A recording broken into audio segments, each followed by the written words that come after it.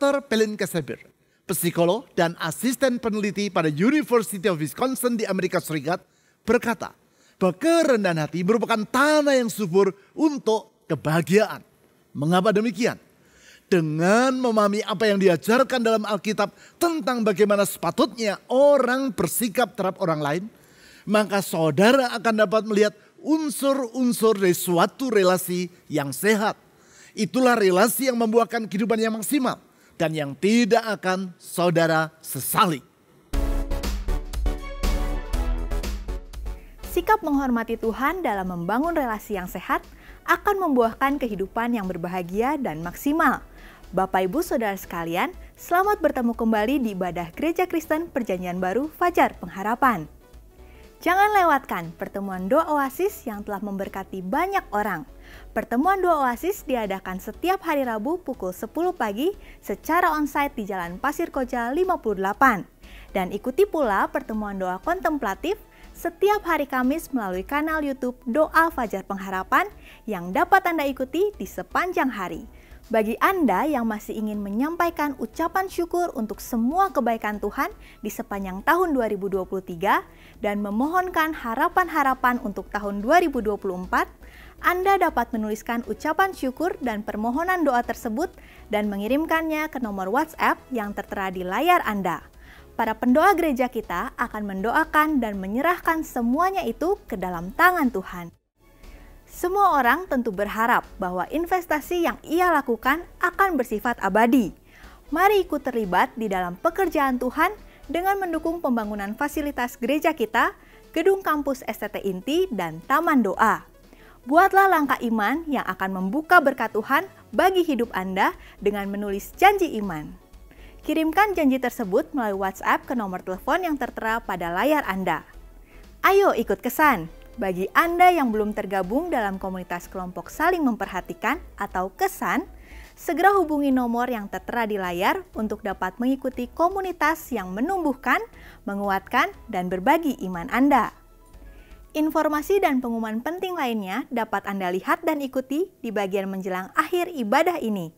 Selamat beribadah!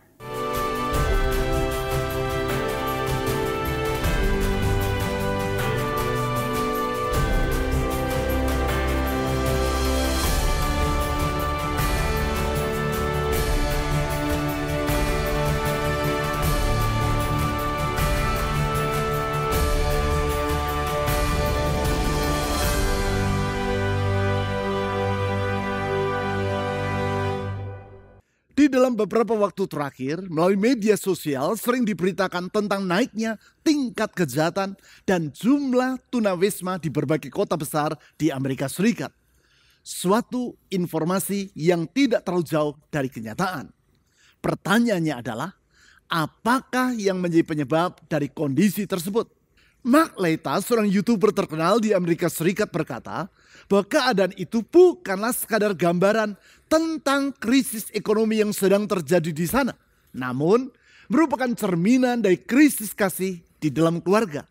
Suatu pendapat yang menarik untuk didalami. Mark adalah seorang mantan fotografer profesional ternama dan yang memiliki studio foto di Los Angeles dengan klien yaitu berbagai perusahaan besar seperti Adidas, Sony, BMW, dan Apple. Beberapa hasil karya fotonya tentang flora juga telah digunakan sebagai gambar-gambar pada perangko pos di Amerika Serikat. Di dalam beberapa tahun terakhir, ia mengembangkan YouTube channel dengan nama Soft White Underbelly.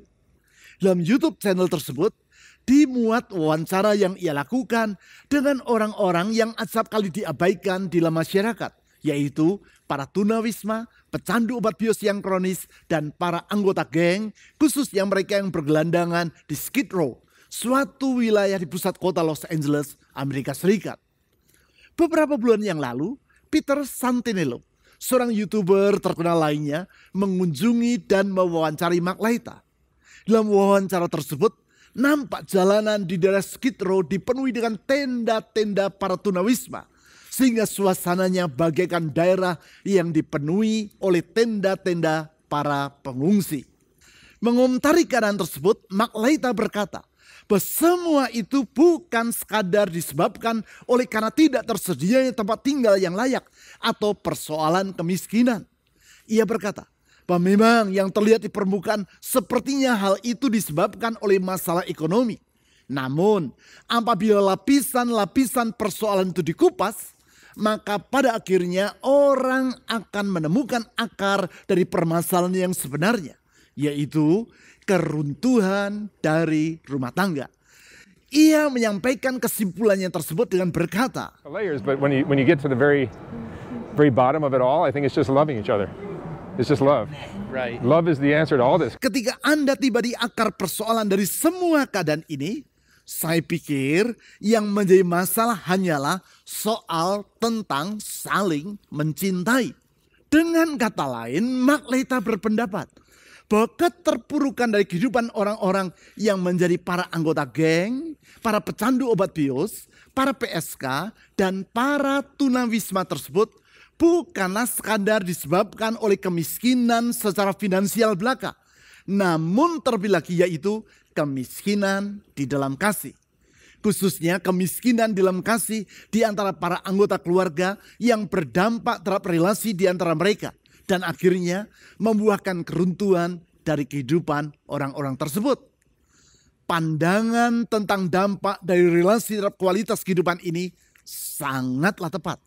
Sebab seperti yang beberapa kali pernah saya paparkan dalam khotbah-khotbah saya, penelitian yang dilakukan di Harvard University menunjukkan hal tersebut.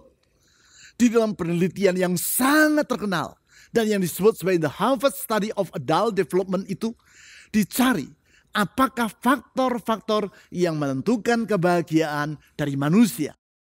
Setelah penelitian yang penting dan yang berlangsung selama 68 tahun tersebut berakhir, dilakukanlah wawancara dengan Dr. Josh Whelan, ahli ilmu jiwa yang memimpin proyek penelitian itu.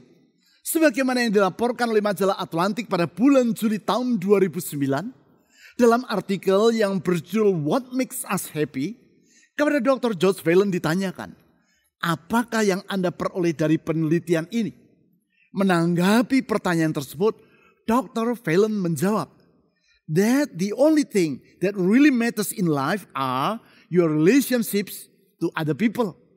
Satu-satunya hal yang sungguh-sungguh penting dalam kehidupan ini adalah relasi Anda dengan orang lain. Artinya Dr. Josh Whelan berkata bahwa berdasarkan hasil penelitian yang dilakukan oleh Harvard University tadi, maka diperoleh kesimpulan yaitu bahwa faktor terpenting yang menentukan kebahagiaan manusia adalah relasi yang mereka jalin dalam kehidupan mereka. Apabila relasi tersebut dalam keadaan yang bugar, maka orang akan hidup berbahagia. Sebaliknya, kalau relasi itu dalam keadaan yang berantakan, maka orang akan hidup menderita. Hasil penelitian ini selaras dan menunjukkan kebenaran dari firman Tuhan tentang pentingnya relasi dalam kehidupan manusia. Firman Tuhan yang antara lain disampaikan dalam surat yang ditulis Rasul Paulus kepada jemaat di Efesus, yaitu Efesus pasal 5 ayat 21. Di dalam ayat itu, Paulus mengutarakan tentang bagaimana seharusnya para pengikut Kristus harus bersikap satu sama lain. Sikap yang mencerminkan relasi yang sehat dan yang akan membuahkan kehidupan yang maksimal serta berbahagia. Saya yakin semua orang mengharapkan kehidupan yang seperti itu. Adakah di antara saudara yang tidak mengharapkan kehidupan yang berbahagia?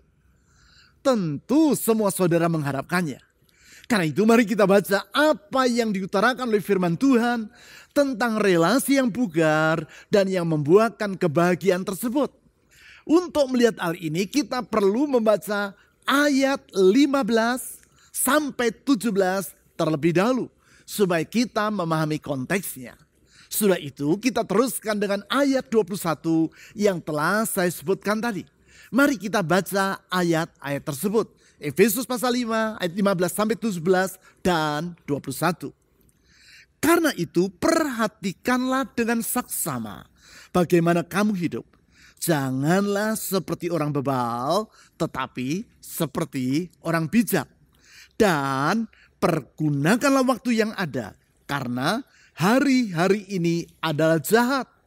Sebab itu janganlah bodoh, tetapi usahakanlah supaya kamu mengerti kehendak Tuhan. Ayat 21. Tunduklah seorang kepada yang lain di dalam takut akan Kristus. Sebagaimana yang telah saya utarakan dalam khotbah-khotbah saya pada 3 minggu yang terakhir, di ayat 15 yang baru saja kita baca ini, Rasul Paulus mengingatkan agar kita memperhatikan dengan saksama tentang bagaimana kita hidup. Artinya, kita tidak boleh hidup secara serampangan, namun dengan sedemikian rupa sehingga kehidupan kita tidak sia-sia tetapi bermakna. Itulah prinsip kehidupan yang dalam bahasa Latin diistilahkan dengan kata carpe diem, atau dalam bahasa Inggris yaitu seize the day. Frasa yang artinya adalah jangan sia-siakan waktu Anda. Atau dengan kata lain, maksimalkanlah kehidupan saudara. Agar kehidupan yang maksimal atau yang saya istilahkan dalam ibadah akhir tahun pada tanggal 31 Desember yang lalu sebagai hidup yang benar-benar hidup tersebut tercapai, maka dalam Efesus pasal 5 ayat 15 sampai 21 diutarakan tentang 4 sikap yang harus mewarnai kehidupan kita. 4 sikap artinya selama ke-4 sikap tersebut menjadi sikap kita, maka kehidupan kita akanlah berbahagia. 4 sikap artinya siapapun saudara, entah laki-laki atau perempuan, berumur muda atau sudah lanjut usia, dan dari latar belakang yang bagaimanapun saudara berasal, selama ke-4 sikap tersebut ada pada diri saudara, maka kehidupan saudara tidaklah akan sia-sia. 3 dari ke-4 sikap itu, yaitu sebagaimana yang ditulis dalam Efesus pasal 5 ayat 15 sampai 20, telah kita pelajari secara berturut-turut dalam 3 minggu yang lewat. Sekarang kita akan melihat sikap yang keempat, yaitu sikap yang sepatutnya terhadap orang lain. Hal itu ditulis di ayat 21. Sikap ini pada dasarnya berkaitan dengan relasi kita terhadap sesama kita. Relasi yang sehat dan yang menentukan kebahagiaan manusia. Dengan menelaah ayat 21 tersebut, maka kita dapat mengambil kesimpulan bahwasanya relasi yang sehat dan yang akan membuahkan kehidupan yang maksimal atau berbahagia adalah relasi yang diwarnai dengan yang pertama, yaitu kerendahan hati. Saya ulangi, relasi yang sehat dan yang akan membuahkan kehidupan yang berbahagia adalah yang pertama, yaitu relasi yang diwarnai dengan kerendahan hati. Hal tersebut diutarakan di ayat 21 dalam kalimat, tunduklah seorang kepada yang lain. Tentu tanpa perlu saya jelaskan secara panjang lebar, semua saudara sangat memahami bahwa penundukan diri terhadap orang lain tidak dapat dipisahkan dari kerendahan hati. Memang, penundukan diri dapat disebabkan oleh faktor-faktor yang lain. Seperti misalnya disebabkan oleh reward and punishment atau upah dan hukuman. Mengapa seorang pegawai bersikap tunduk kepada majikannya? Karena sang majikan yang memberi upah kepada dirinya. Dengan bersikap tunduk kepada majikannya tersebut, maka bisa jadi ia berharap bahwa majikannya akan memberikan upah yang lebih besar lagi kepada dirinya. Demikian pula mengapa seorang prajurit bersikap tunduk kepada komandannya. Karena sang prajurit mengetahui apabila ia bersikap tidak tunduk kepada atasannya tersebut, maka bisa jadi ia akan mengalami hukuman. Namun, pendudukan diri yang disebabkan hanya karena reward and punishment atau upah dan hukuman seperti itu merupakan pendudukan diri yang bersifat lahiriah belaka. Secara kasat mata, memang sang pegawai atau prajurit tadi nampak bersikap taat kepada atasannya. Tetapi bisa jadi secara batinnya tidaklah demikian. Alhasil, kalau upah yang ia terima tidak kunjung dinaikkan, maka pegawai itu tidak lagi bersikap tunduk kepada majikannya. Demikian pula, kalau sang komandan sedang tidak berada di tempat, maka bisa jadi prajurit tadi mengabaikan perintah-perintah yang telah diberikan oleh atasannya tersebut. Tetapi tidak demikian halnya apabila pendudukan diri itu bersumber dari kerendahan hati. Hal ini mengakibatkan pendudukan diri tadi bukan karena mengharapkan upah atau karena takut terhadap hukuman. Namun memang karena lahir dari dalam batin yang bersangkutan. Dalam kerendahan hati tersebut, orang tadi tidak akan menganggap dirinya lebih utama daripada orang lain. Karena itu, ia bersedia menundukkan diri. Mengapa kerendahan hati yang seperti itu akan mengakibatkan kebahagiaan? Dr. Pelin Kasabir, psikolog dan asisten peneliti pada University of Wisconsin di Madison, Amerika Serikat, dalam buku Humility yang diterbitkan oleh Oxford University Press dengan editor Jennifer Colwright, mengemukakan bahwa kerendahan hati atau yang dalam bahasa Inggris disebut sebagai humility itu berasal dari kata dalam bahasa Latin yaitu humus. Humus artinya adalah tanah yang sangat subur dan yang terbentuk dari lapukan daun serta batang pohon. Lebih jauh dalam artikel pada buku tadi, Dr. Pelin Kasabir menulis bahwa kerendahan hati akan mendatangkan kebahagiaan. Karena kerendahan hati mengandung 3 komponen. Komponen tersebut adalah cara yang sehat dalam berrelasi dengan diri sendiri, cara yang sehat dalam berrelasi dengan orang lain, dan cara yang sehat dalam berrelasi dengan realitas. Ketiga komponen itulah yang merupakan lahan yang subur atau humus bagi kebahagiaan, tulisnya lebih jauh. Kesimpulan Dr. Pelin Kasabir tadi sangatlah selaras dengan pernyataan Andrew Murray, seorang hamba Tuhan yang sangat terkenal dan gembala jemaat serta penulis yang sangat berpengaruh dari Afrika Selatan. Di dalam buku yang ia tulis dengan judul Humility, The Journey Toward Holiness, yaitu berdasarkan ayat firman Tuhan dalam Yakobus pasal 4 ayat 6 dan 1 Petrus pasal 5 ayat 5, Andrew Murray menulis, humility is the only soil in which the grace is rooted, because it alone takes the right attitude before God and allows Him as God to do all. Kalau saya terjemahkan secara bebas, kalimat tersebut artinya adalah kerendahan hati merupakan satu-satunya lahan di mana anugerah berakar. Karena kerendahan hati memerlukan sikap yang tepat di hadapan Tuhan dan memungkinkan dia sebagai Tuhan mengerjakan semuanya. Di dalam hal ini termasuk mengerjakan kebahagiaan dalam kehidupan kita. Dengan kata lain, memang kerendahan hati merupakan unsur yang penting dari suatu relasi yang bugar. Bukan itu saja, kerendahan hati ini akan mendatangkan kebahagiaan dalam diri orang yang hidup di dalamnya. Itulah kehidupan yang tidak akan kita sesali, namun akan kita syukuri. Selanjutnya, yang kedua, relasi yang sehat dan yang akan membuahkan kehidupan yang berbahagia adalah relasi yang diwarnai dengan penghargaan terhadap satu sama lain. Saya ulangi, yang kedua, relasi yang sehat dan yang akan membuahkan kehidupan yang berbahagia adalah relasi yang diwarnai dengan penghargaan terhadap satu sama lain. Hal tersebut terlihat di ayat 21 dalam kalimat, tunduklah seorang kepada yang lain tadi.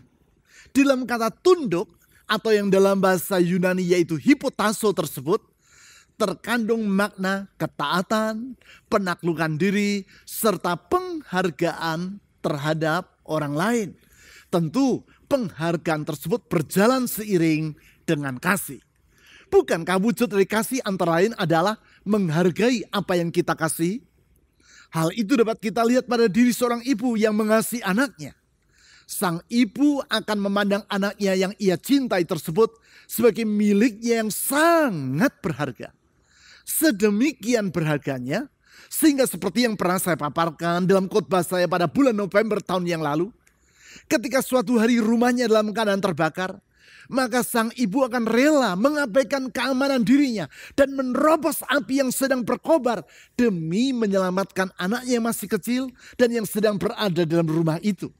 Singkat kata, relasi yang diwarnai dengan penghargaan terhadap satu sama lain sesungguhnya merupakan relasi yang diwarnai dengan kasih. Kasih yang merupakan unsur yang sangat penting dari kebahagiaan manusia.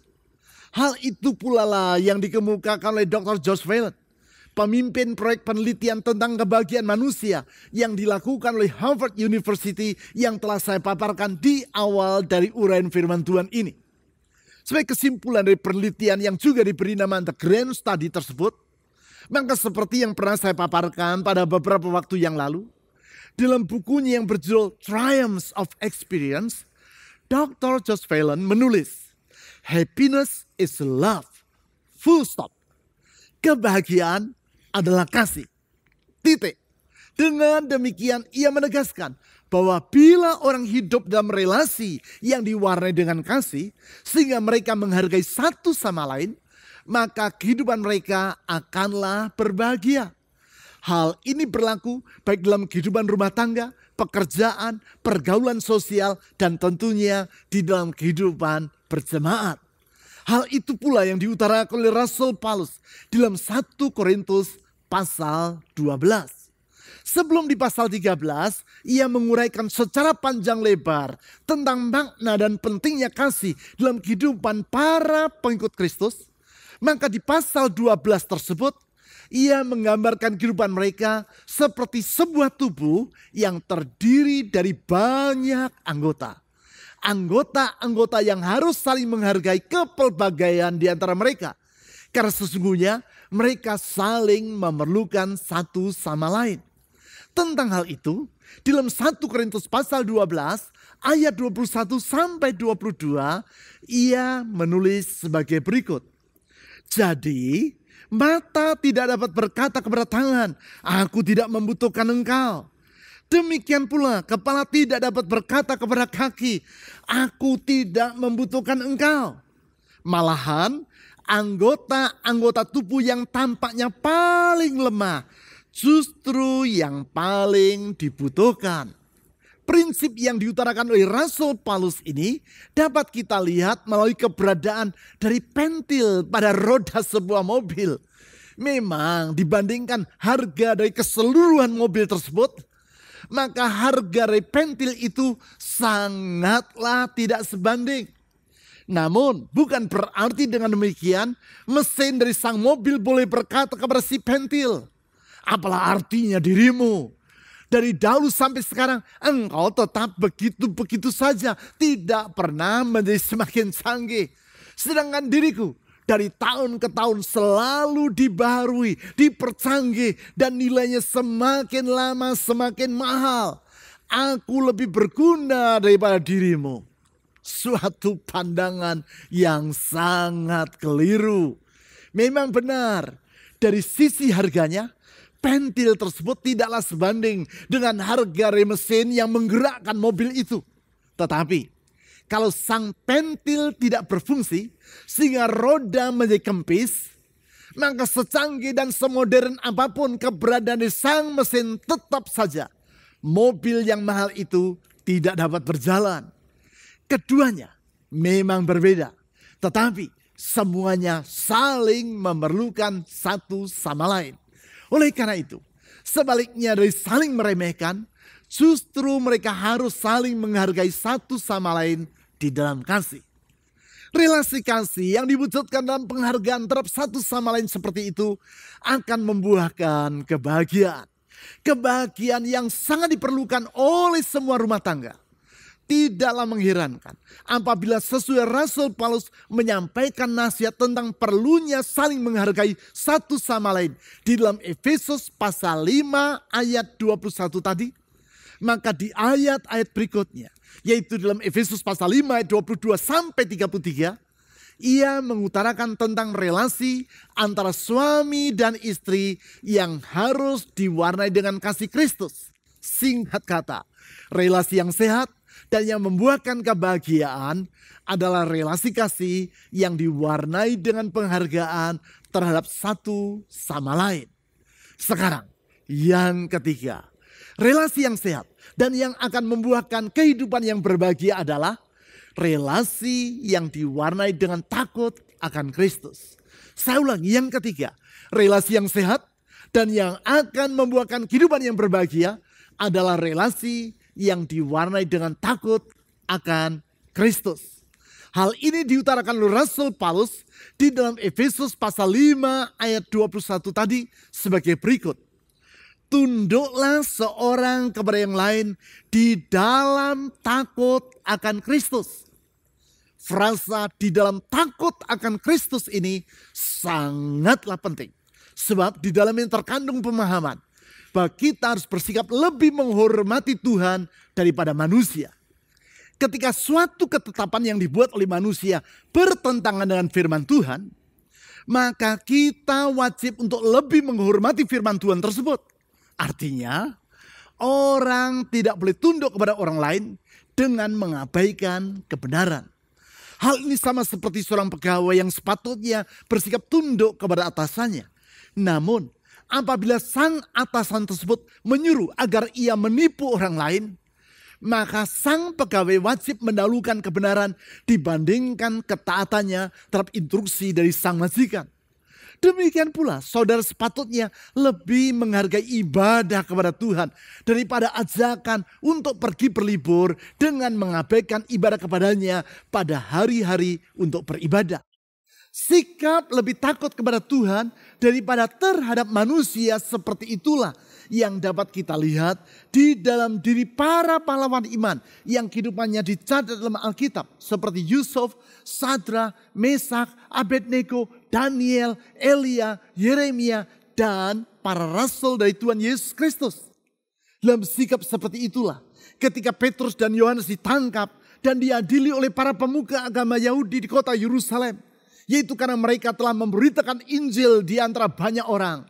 Maka sebagaimana dicatat dalam Kisah Para Rasul pasal 4 ayat 19, mereka berkata kepada para pemuka agama tersebut, silakan kamu putuskan sendiri, manakah yang benar di hadapan Allah, taat kepada kamu atau taat kepada Allah. Dengan berkata seperti itu, mereka menyatakan bahwasanya mereka lebih menghargai kebenaran dibandingkan penghargaan mereka kepada manusia. Begitu pula halnya dalam pergaulan sehari-hari. Pergaulan tersebut harus diwarnai dengan penghargaan terhadap satu sama lain. Namun bukan berarti dengan demikian maka saudara boleh mengkompromikan kebenaran hanya demi persahabatan. Sehingga apabila teman saudara mengajak saudara untuk melakukan ketidakbenaran, maka di saat itu saudara wajib untuk berkata, tidak. Walaupun penolakan saudara mengandung konsekuensi, saudara akan dikucilkan, dianggap terlalu fanatik, atau berlagak sok suci. Pilihan antara lebih menghormati Tuhan atau manusia ini setidaknya 2 kali telah saya alami. Yaitu dalam bentuk ketika saya harus melayani dalam ibadah sesuai dengan jadwal yang telah ditetapkan. Mendadak 2 hari sebelumnya saya mendapat undangan untuk pergi ke istana dan bertemu dengan presiden. Undangan yaitu sehubungan dengan keberadaan saya sebagai salah seorang ketua Persekutuan Gereja-Gereja di Indonesia atau PGI. Tentu saya bisa saja meminta rekan pelayanan yang lain agar menggantikan tugas saya untuk berkhotbah pada hari itu. Toh itu berkhotbah di gereja sendiri. Bukankah bagi sebagian besar orang undangan untuk pergi ke istana merupakan kesempatan yang istimewa? Saya bukan bermaksud membanggakan diri maupun meremehkan undangan untuk bertemu dengan presiden. Tetapi izinkan saya untuk bersaksi bahwa setiap kali ketika menghadapi situasi yang seperti itu, saya memutuskan untuk tetap memenuhi jadwal pelayanan saya daripada memenuhi undangan yang bergengsi tadi. Di dalam situasi itu, saya melihat dan mengalami sendiri bahwa setiap kali Tuhan selalu menghargai keputusan saya tersebut. Setiap kali, sehari sebelum pertemuan dilaksanakan, mendadak jadwal pertemuan tersebut diundur. Sehingga dengan demikian saya dapat memenuhi undangan tersebut dan melaksanakan tugas saya sebagai salah seorang ketua persekutuan gereja-gereja di Indonesia. Namun di saat yang sama tanpa mengorbankan komitmen saya untuk berkhotbah dalam jemaat sesuai dengan jadwal yang telah saya sepakati. Singkat kata, dalam relasi dengan sesama kita harus bersikap rendah hati. Dalam kasih kita menghargai satu sama lain. Dan di atas semuanya itu, kita wajib bersikap takut atau hormat kepada Kristus. Sebab sesungguhnya kebahagiaan atau hidup yang bermakna serta yang tidak sia-sia itu berasal dari Tuhan. Komitmen kita kepada sesama tidaklah boleh lebih tinggi daripada komitmen kita kepada Tuhan. Sikap seperti inilah yang menjadikan relasi kita dengan sesama akan bersifat sehat dan berkenan kepada Tuhan. Itulah hidup yang maksimal. Di sepanjang bulan ini, berdasarkan Efesus pasal 5, ayat 15 sampai 21, kita telah menelaah makna dari hidup dengan prinsip seize the day atau maksimalkan hidup Anda. Itulah hidup yang tidak sia-sia atau hidup yang benar-benar hidup. Berdasarkan ayat-ayat firman Tuhan itu, kita juga telah melihat bahwa untuk mengalami kehidupan yang maksimal tersebut, maka kita wajib hidup di dalam 4 sikap. Keempat sikap itu adalah yang pertama, sikap yang berhikmat.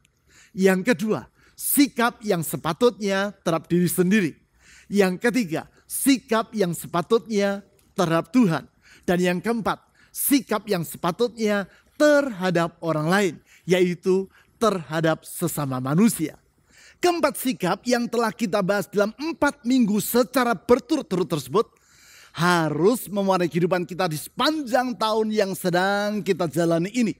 Sehingga dengan demikian tahun ini bukan merupakan tahun yang akan kita sesali, tetapi merupakan hari-hari yang akan kita syukuri.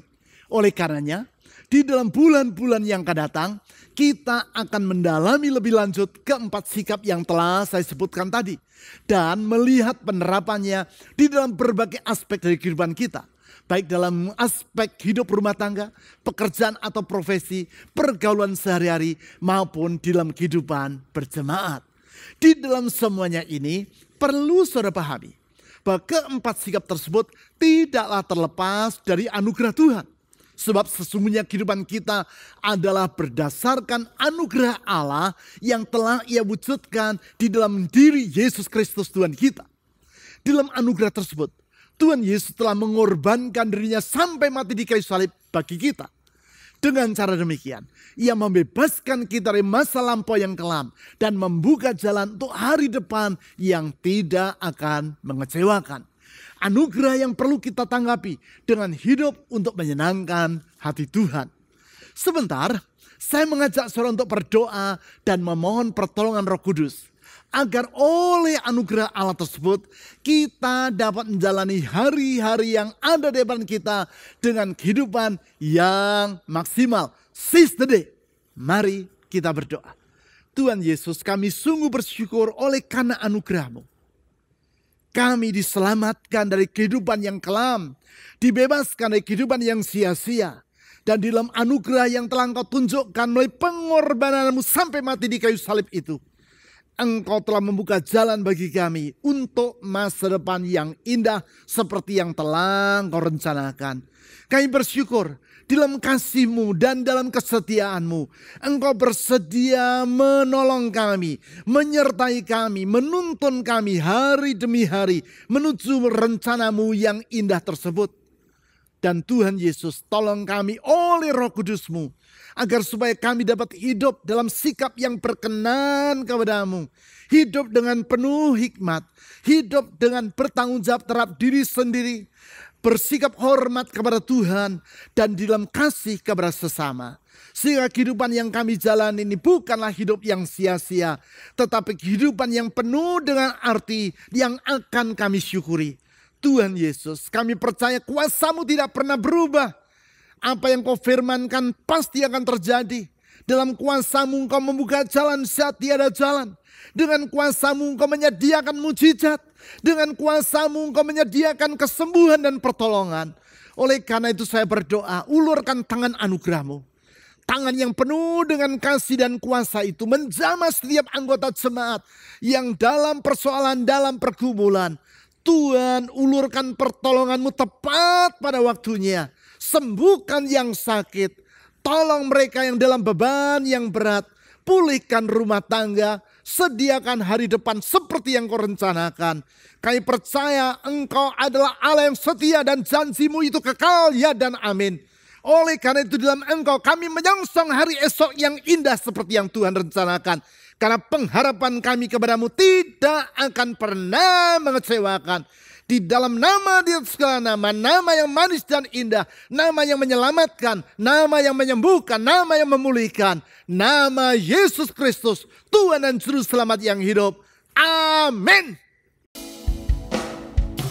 Dan ku ingin mengenalmu Tuhan, lebih dalam dari semua yang ku kenal. Tiada kasih yang melebihimu, ku ada untuk mencari penyembah-Mu. Dan ku ingin mengenalmu Tuhan, lebih dalam dari semua yang ku kenal. Tiada kasih yang melebihimu, ku ada untuk mencari penyembah-Mu. Berikut adalah beberapa informasi dan kegiatan gereja kita yang dapat Anda ikuti.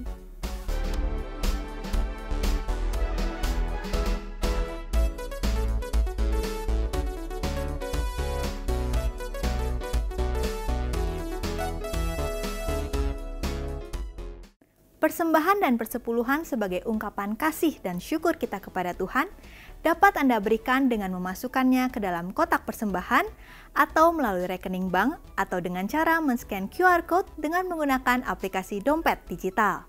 Ibadah online GKPB Fajar Pengharapan dapat Anda ikuti setiap saat mulai hari Sabtu pukul 5 sore melalui YouTube, website, dan aplikasi yang tertera di layar. Berbagai informasi penting lainnya dari gereja kita dapat Anda ikuti melalui website www.fajarpengharapan.net atau melalui aplikasi GKPB Fajar Pengharapan serta Instagram GKPB Fajar Pengharapan. Bapak Ibu Saudara sekalian, sehat selalu dan sampai jumpa minggu depan.